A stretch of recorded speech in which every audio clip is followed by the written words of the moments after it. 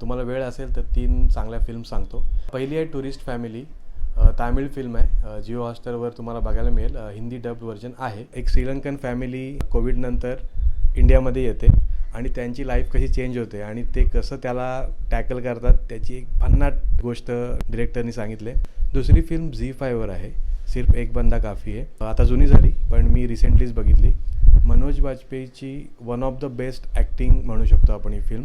आणि कोर्टरूममध्ये जो ड्रामा घडतो तो एवढा नॅचरल दाखवला डिरेक्टरनी की असं वाटतं की आपण कोर्टरूममध्ये बसलो आहे आणि आवडेल अशी फिल्म आहे. 2 तासाची फिल्म आहे फक्त.